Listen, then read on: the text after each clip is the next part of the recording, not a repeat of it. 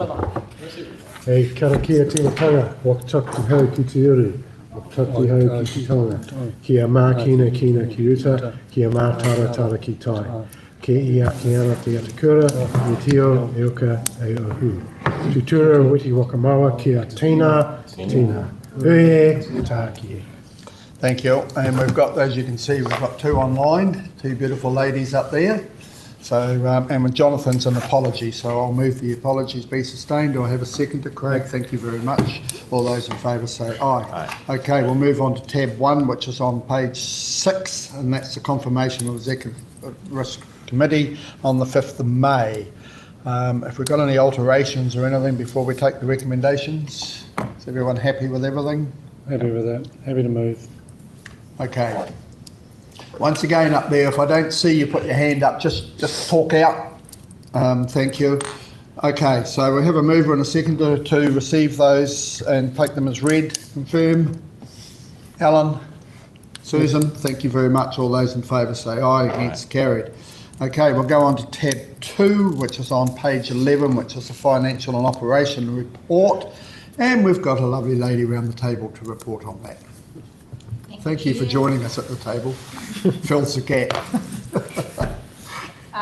Thank you, Chair. Yes, the financial and operational report and the April monthly financial reports attached, noting the 2 surrenders of lease there, a number of variances and commentary provided, both timing variances and permanent.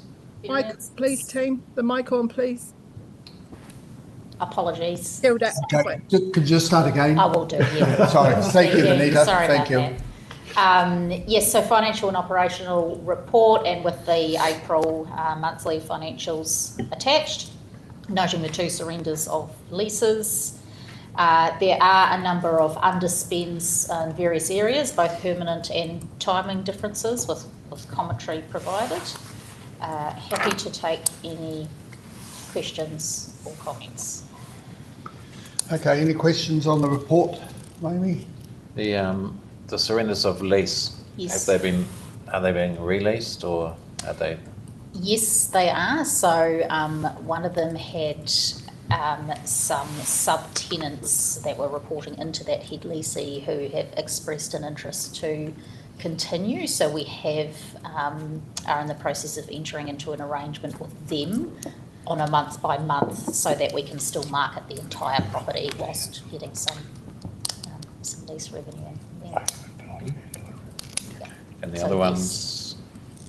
Right next door. So it's 2 titles, but essentially one property. All right, yeah. Got it. All right, is there any further questions? Thank you, Amy. Craig, would you like to move? Okay. Sure. Pardon? Yes. Yes. I'll second. All those in favour say aye. Against, carried. Okay, looks like, is someone coming? No, it's Lisa. Okay, we'll go on to tab 3, which is the risk management report. So Bronwyn isn't here, so Mike will fill in where he can. Chair. Attached is your May 2026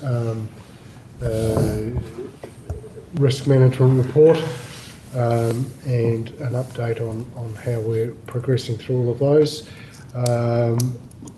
Hopefully, with the announcements this morning that one of our key risks around fuel will dissipate over the next little while as ceasefires come into place, peace deals come in, and the straits reopen. So we look forward to that, hopefully coming off the risk register. But happy to answer any questions, Chair. I don't know if it makes much difference. The number of vehicles travelling north this morning was unbelievable. So I don't think people are too much worried about the fuel. Chair, it is an extra cost, particularly for our territorial cousins.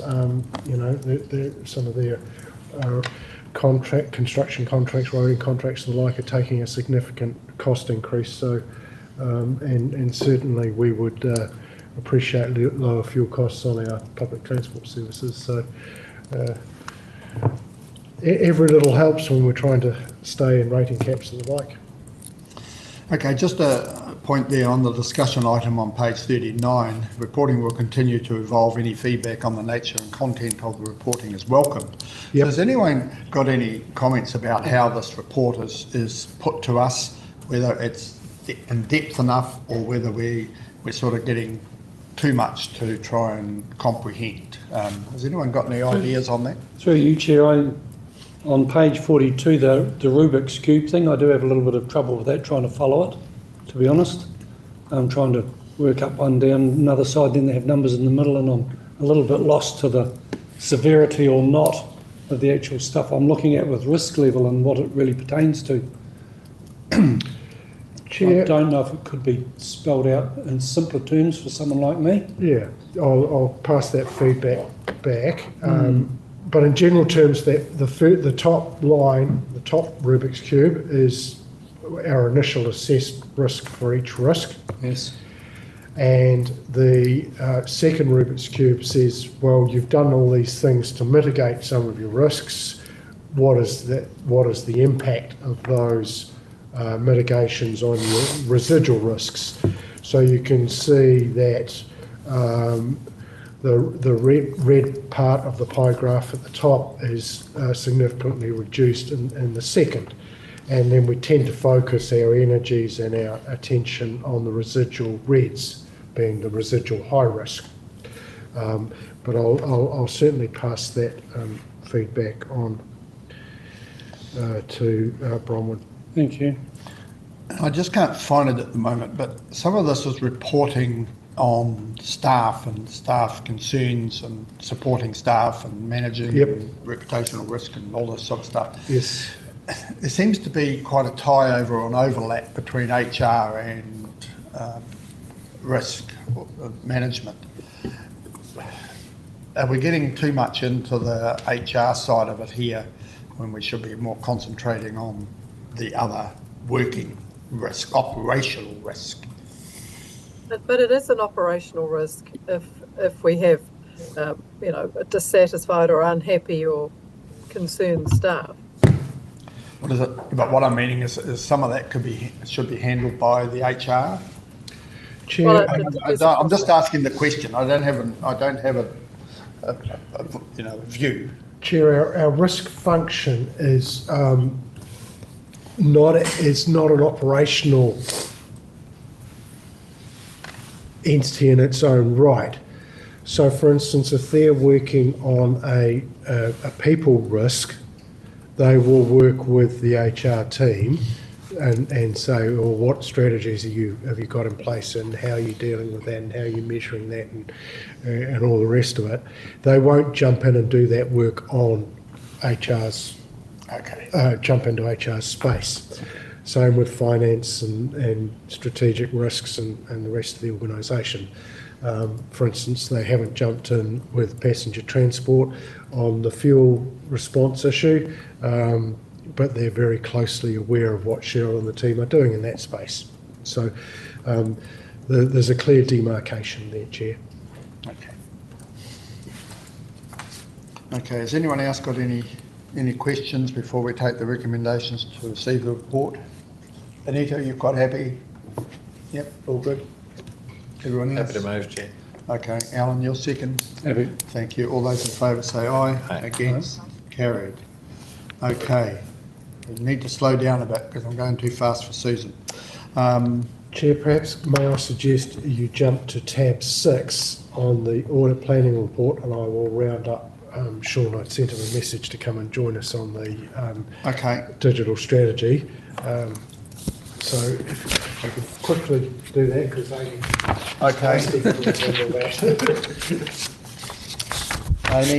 in the hot seat again, thank you.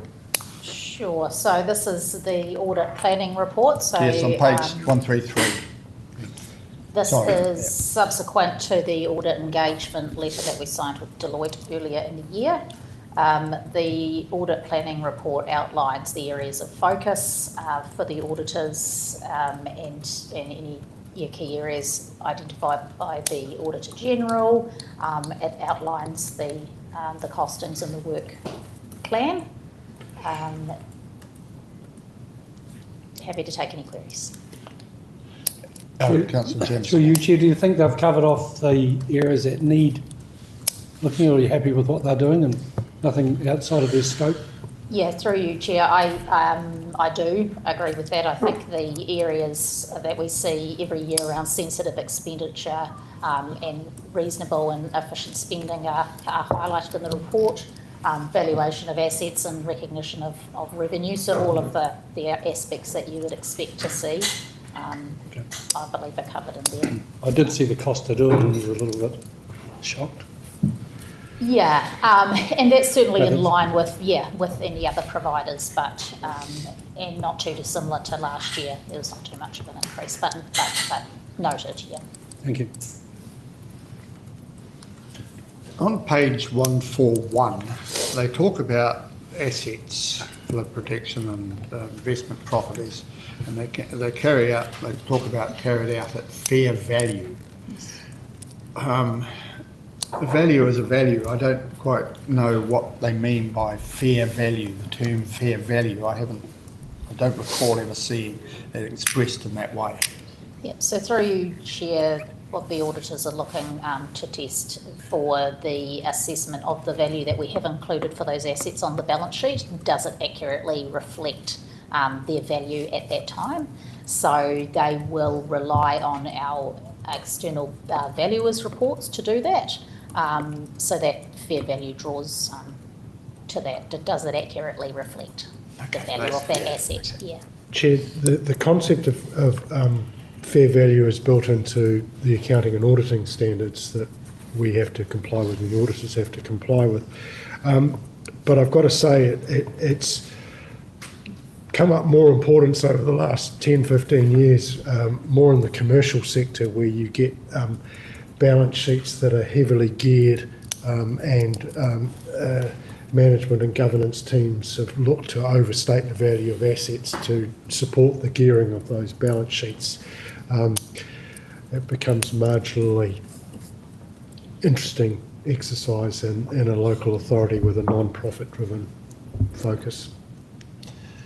So just to follow up then, the council employ someone to value those assets? Correct. Okay. Contracts. Okay, no, that's Standard accounting practice, Chair. Yeah, no, that's right. Okay. Now I've got no other questions. Has anyone got any questions? Okay. The recommendations to receive the audit and planning report.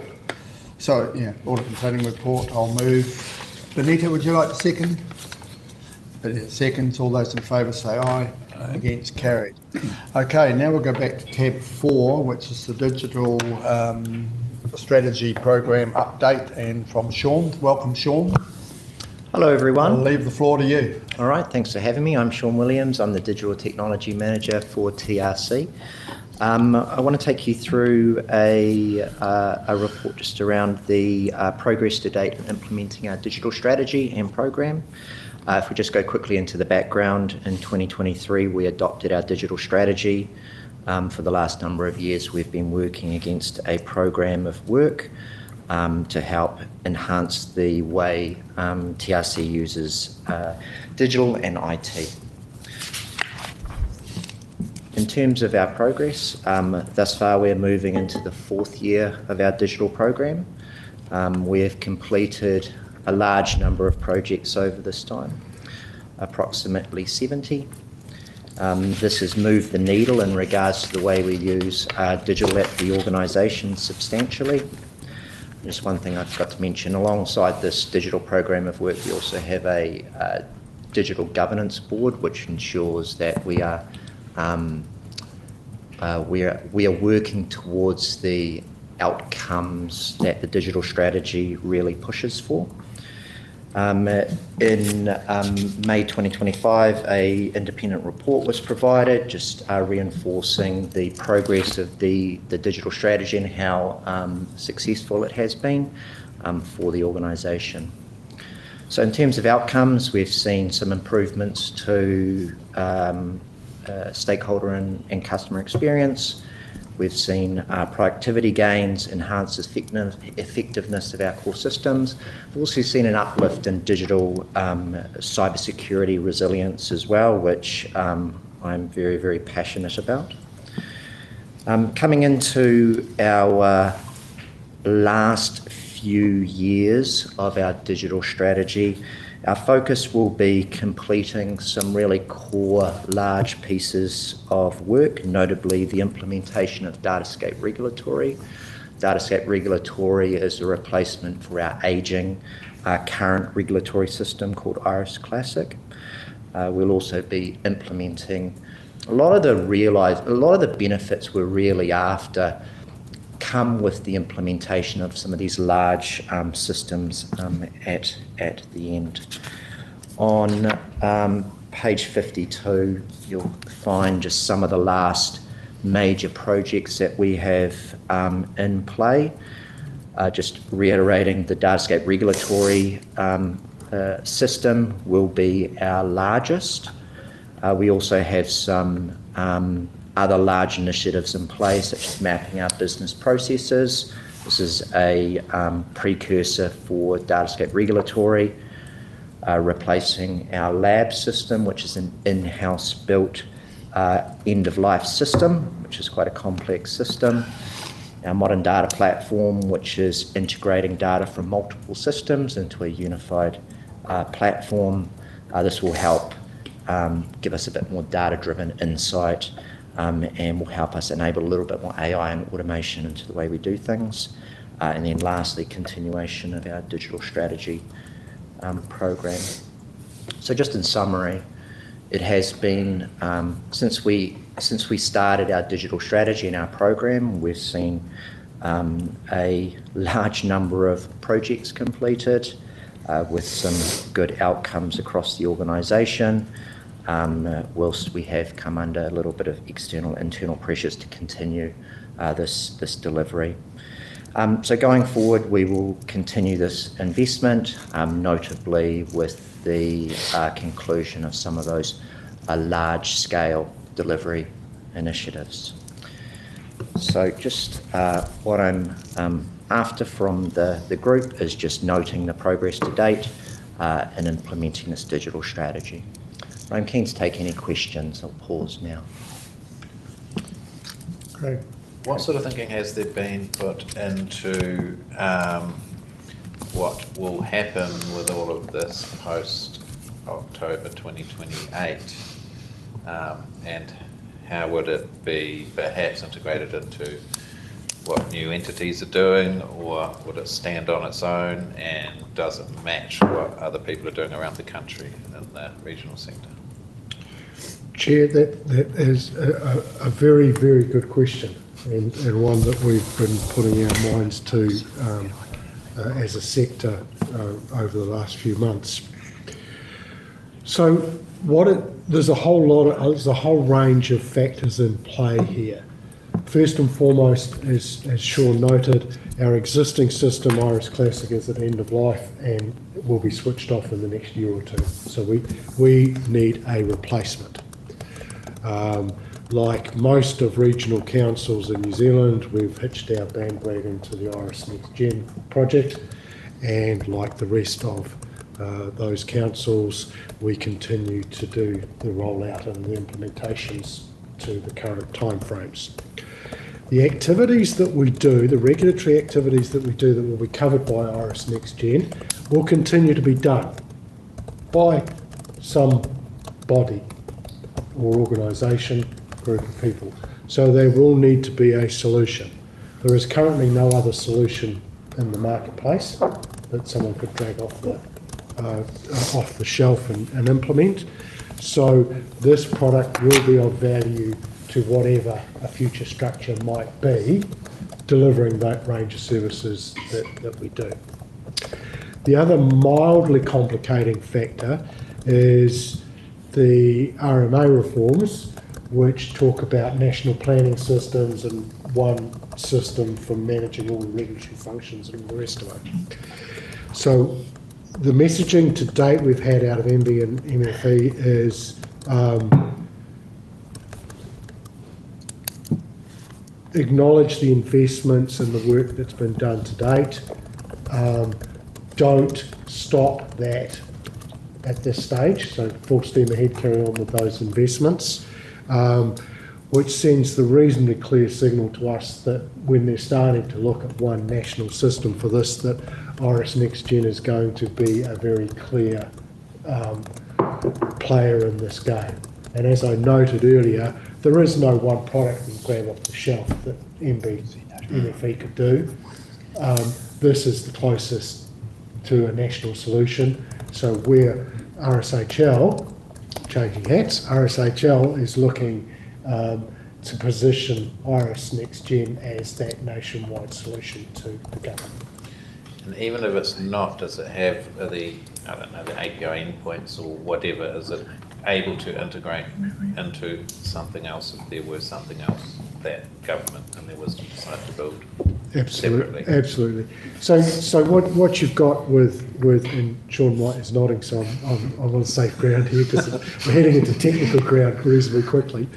But Iris Next Gen is a brand new product. It's an ERP that was developed in the last few years. It was deliberately designed to be very easy to integrate with other systems and other technologies. So, for instance, the integrations with document management systems and other financial systems that some of the other councils have is occurring as we speak, and we're hearing that there are no problems with developing those APIs and those integrations. So the short answer is yes, it will easily integrate with other systems as they're developed. Anything to add? That is correct. It is a modular system. Yes, good work. Okay. Got a question from Benita. Benita? Kia ora. Thanks for the report, team. Just interested if it's all fully dependent on each of those projects being part of the wider update, or with the rates cap thinking on and looking for trimming, is there any part of that list of work that's being done, or those semi-projects in the wider project, which might have to fall by the wayside if we are to meet the demands of this current government around rates capping, or are they all critically interlinked for the whole system to work? Chair, another good question, thank you.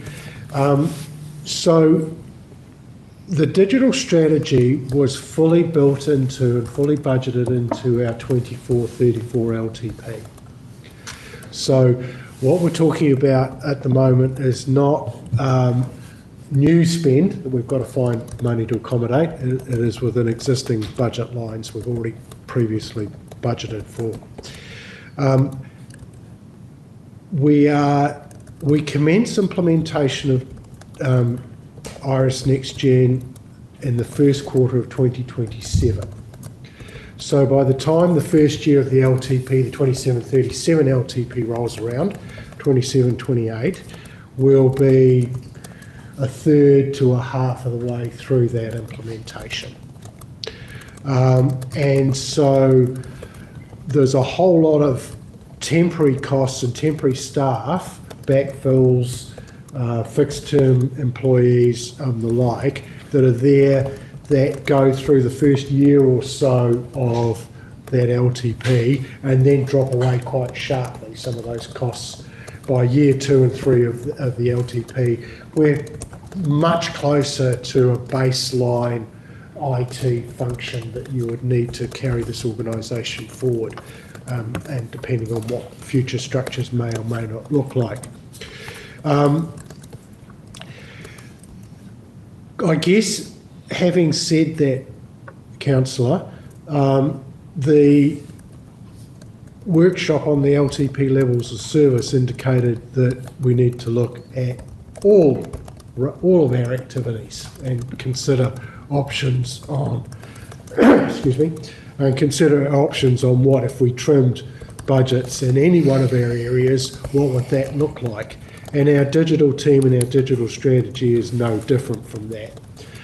But the short answer is, if you move away from the current levels of investment that you're making into your digital strategy and into your digital solutions, you will get a slower implementation, which will end up costing more in the long run, and you won't see the full range of benefits in the timeframes that were initially envisaged. So you will get lesser solutions delivered slower, and you won't realise the full benefits into the organisation as quickly as you might otherwise do. So those are the trade-offs that when we come back to the table and have that kōrero about what those options might look like, those are the sorts of trade-offs you'll be looking at when you're in the digital space. That cover it, Benita? Yeah, kapai, thank you. Seems pretty clear to me that it's all quite critical and integrated for the best outcome for the long run. So thank you, Mike. And I hope you're feeling better soon. You don't sound too bad. This is way better. Thank you. Okay, so any further discussion? Benita and Susan, would you like to move in second? All those in favour say aye. Aye. Against, carried. Thank you. Thank you, Sean. Thank you very much. Good work. See you next time. Okay, now we'll move on to the joint agreement. And I think Finbar, and we've got Mariah, is it? In the background from Te Aotearoa, have I said that right? It is, but I'm not presenting. No, I'll just welcome you here, that's all. Thank you. No, that's good. Okay. Right, through you, Chair, let's go for the clicker.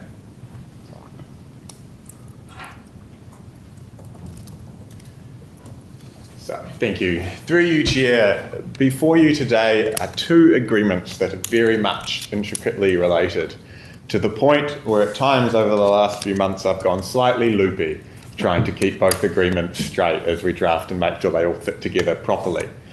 So I'll take you through the presentation, which hopefully will explain how they fit together, where they come from. And before going any further, I just want to acknowledge that Ngāti Maru have been amazing to work through without this process. And they've in particular been really pragmatic and kind of focused on the immediate priorities ahead, being plan making under the new resource management regime. So I'll talk about the joint management agreement first, and then the Manawaka Hono, and then kind of go through the provisions of them.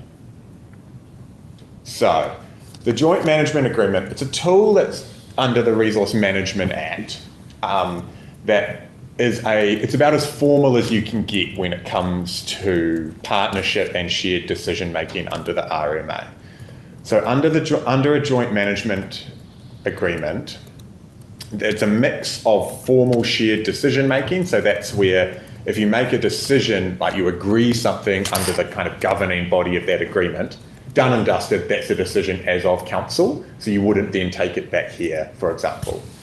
But then for other aspects, it's more akin to a relationship agreement where council still retains decision-making authority, but you have a forum for discussing and working through how you're going to develop things. And so, for example, in making a new plan, notification is an authority that council cannot delegate. That always sits with council. But in the joint management agreement, you step through how you're going to work together on plan development.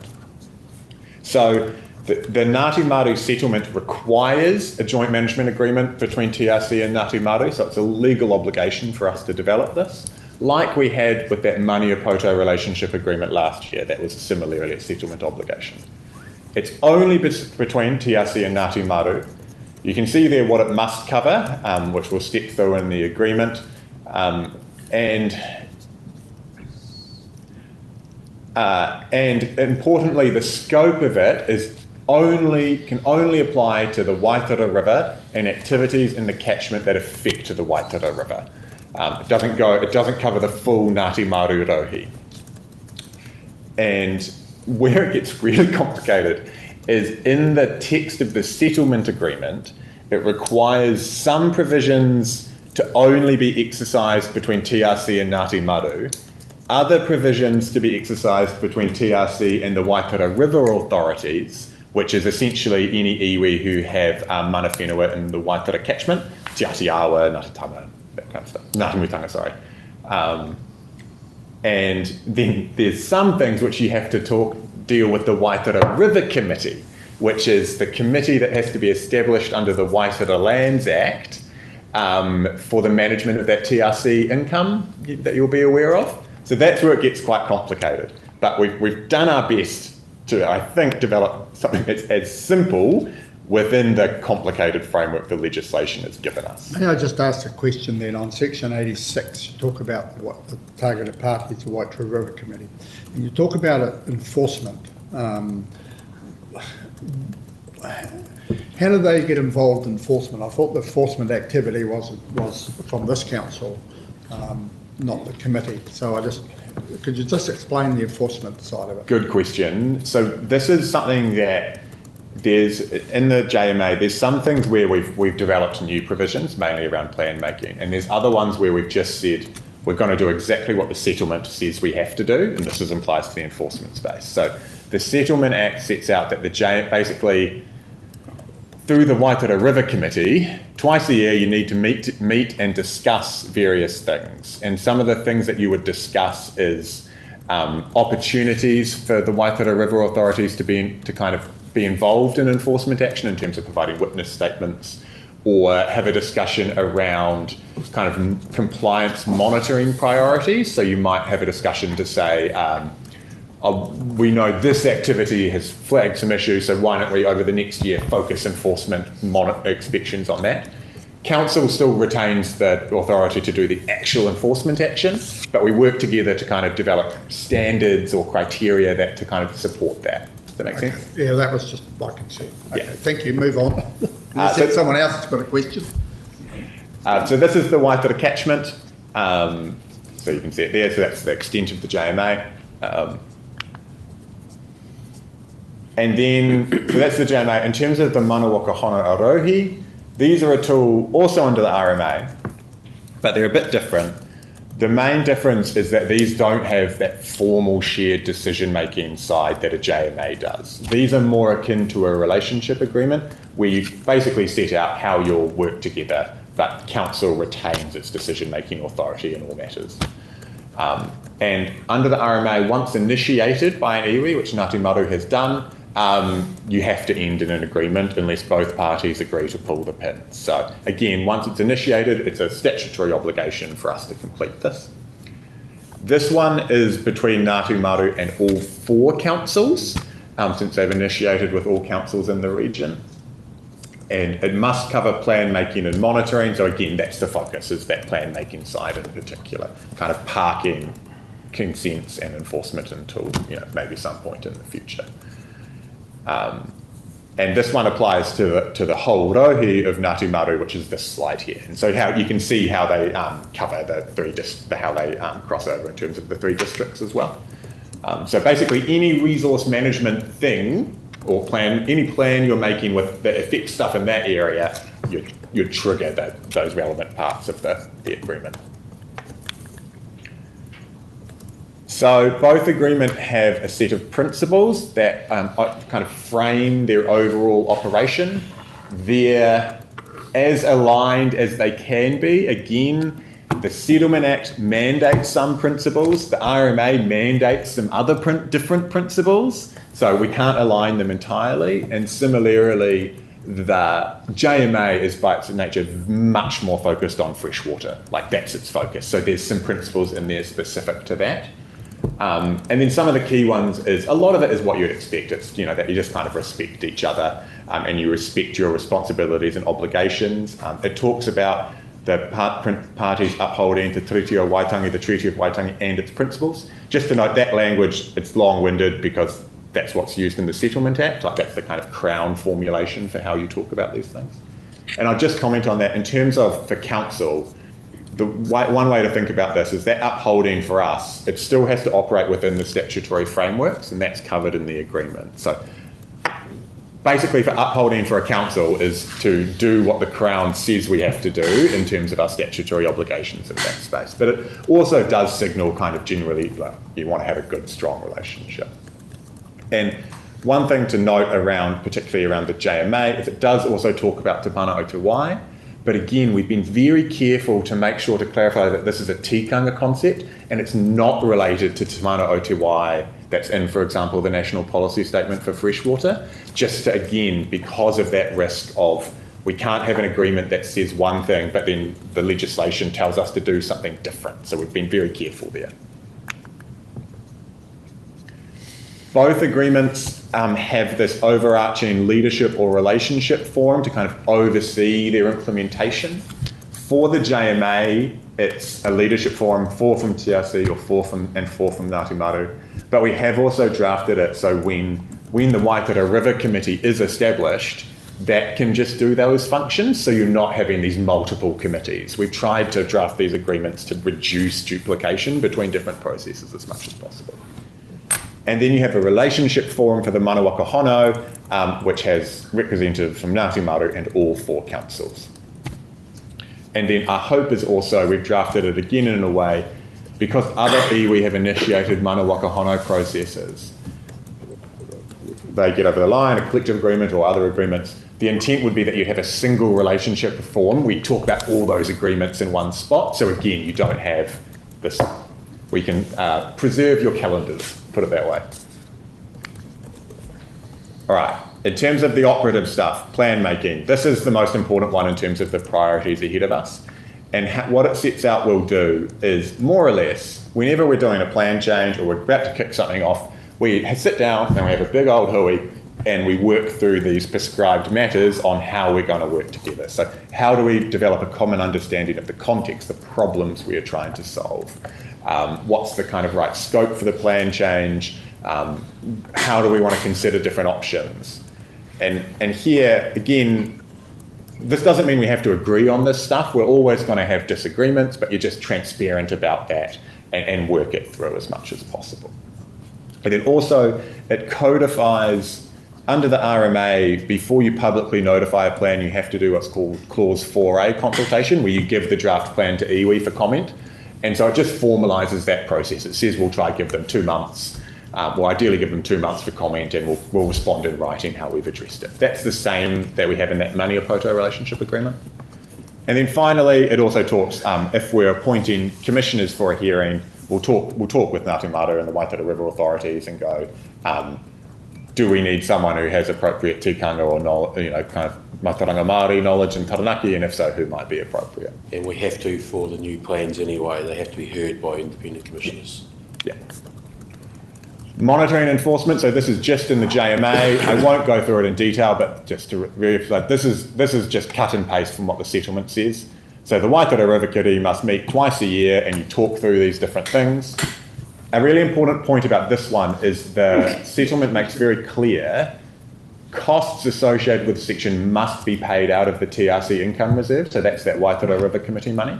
So for example, through this process, say if we agreed, the Waikato River Committee agreed that we needed a new monitoring station somewhere in the Waikato catchment, that would have to be paid out of TRC, that Waikato River Committee money, rather than TRC's kind of separate money.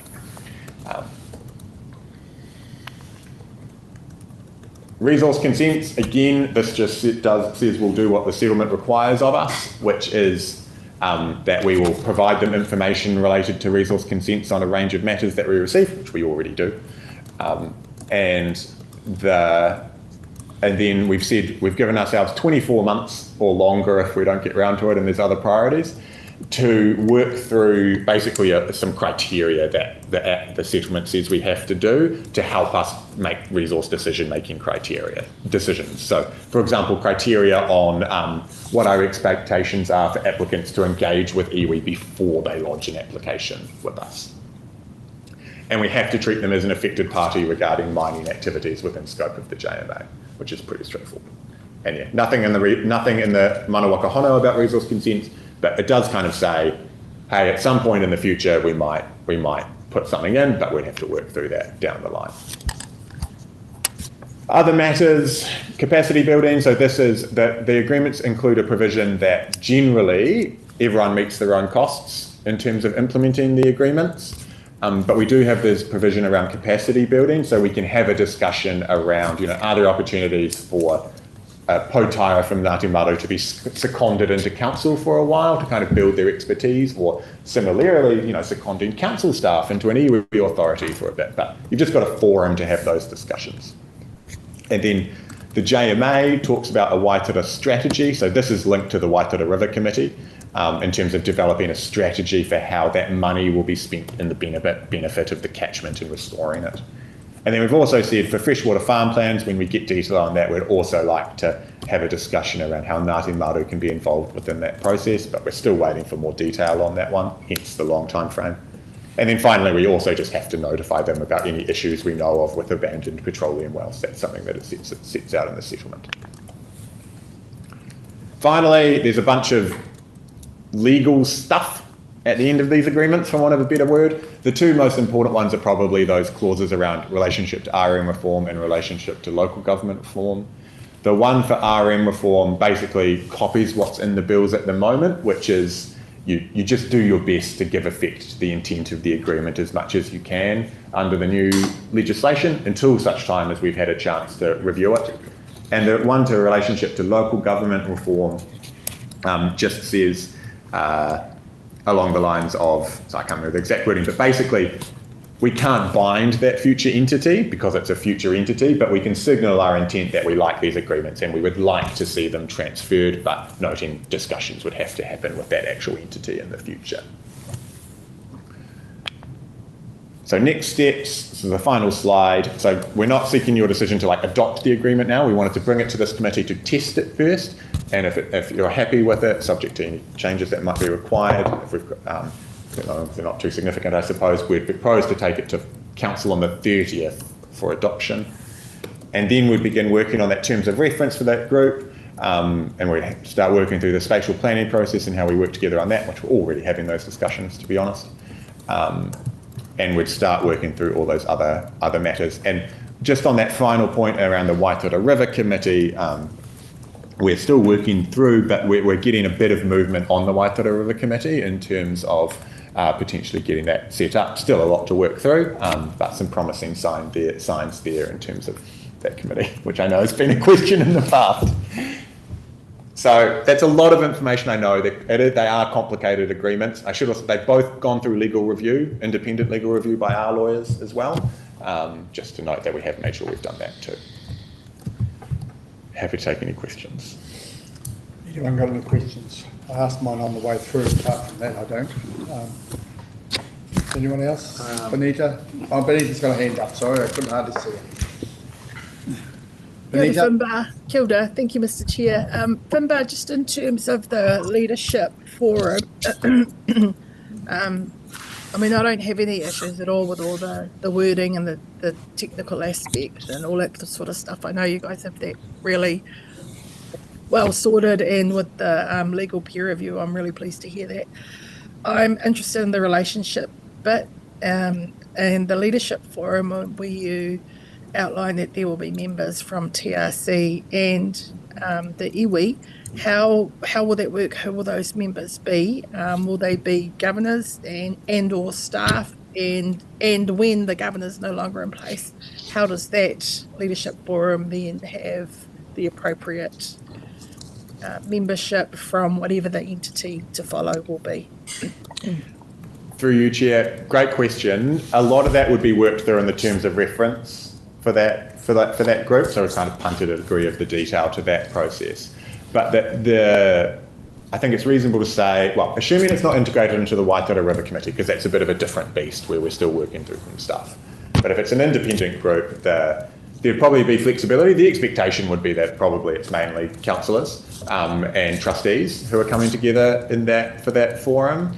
But there would also be the option of appointing independent technical kind of experts in areas, depending if we thought that was useful. But TBC, as far as it relates to what happens post 2028, would need to work through that. I guess at first instance, the board that takes over would step into the roles on that committee, on that leadership forum.